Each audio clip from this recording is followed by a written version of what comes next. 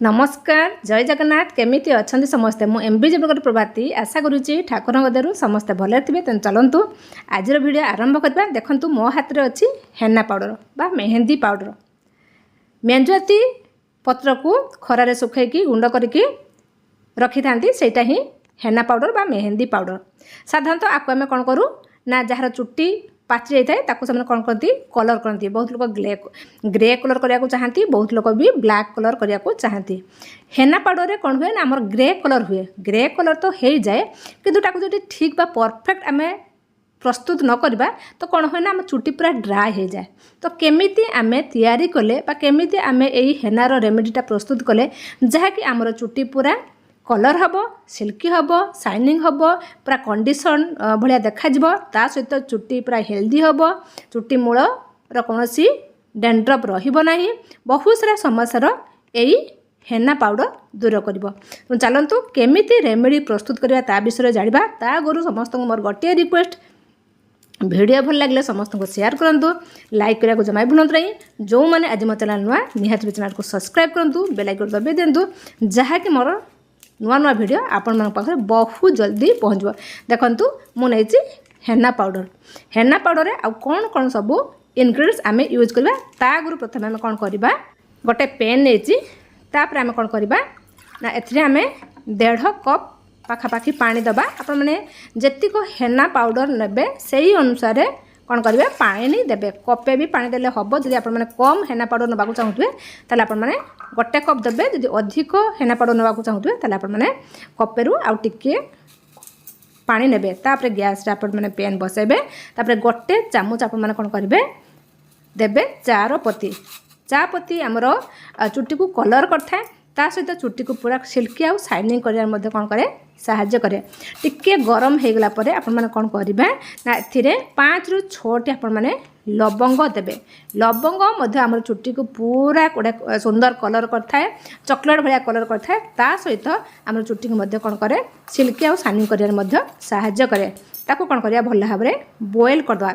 Video को जमा भी स्किप करंतु नाही। जो माने हेना पाउडर कि मेहंदी पाउडर चुट्टी रे यूज कर निहात रूपे वीडियो को देखंतु। यही भाया परफेक्ट हिना कि मेहंदी पाउडर सॉल्यूशन तैयार करूँ बा रेमेडी तैयार करूँ आ चुट्टी रे अप्लाई करूँ जहाँकि आपणकर जदि धड़ा चुट्टी हो आस्ते आस्ते ग्रे हम ता सहित सिल्की हम शाइनिंग हम नेचुरल कंडीशन आपन चुट्टी देखा देखु भल भाव में फुटीगला पानी सहित आम चापत्ती आ लवंग।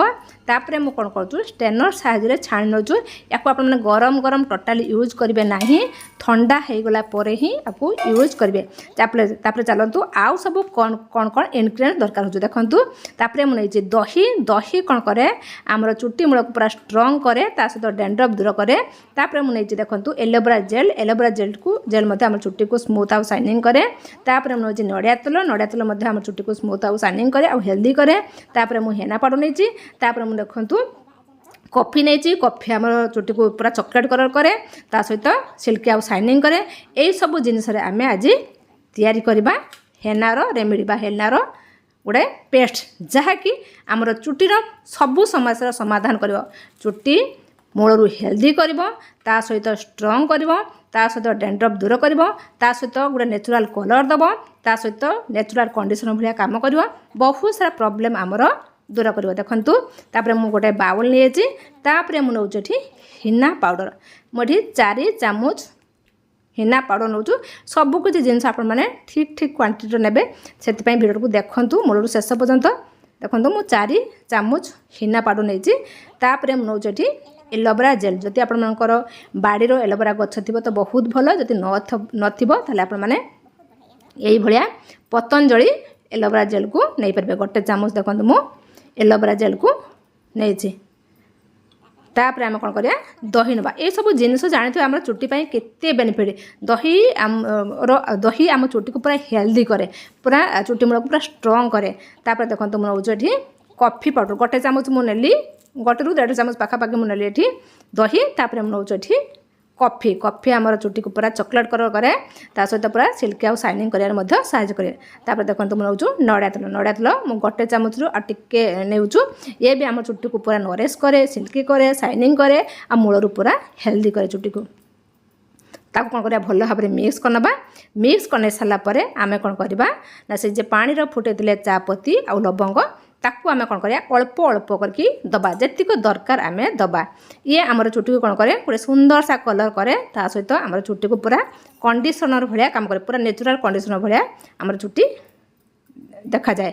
देखो मु अल्प से पानी को देकी ताको भल भाव मिक्स कर नौजु। तापर पुणी कौन करी आउ टे पानी देवी आउ परफेक्ट आमर हेनार रेमेडीटा प्रस्तुत कर सारा पर या किपर यूज करवा ता विषय निहाती जानवा दरकार। से वीडियो को देखंतु जमा भी स्किप करंतु नाही। देखंतु आउ टिके मु सही चार पानी को देकी पुणी कौन कर भल भाव मिक्स कर या पूरा बहलिया करेंगे ना कि पूरा पतला करेंगे ना जमती चुटीर कौन हम पूरा लागिकी रहिबो।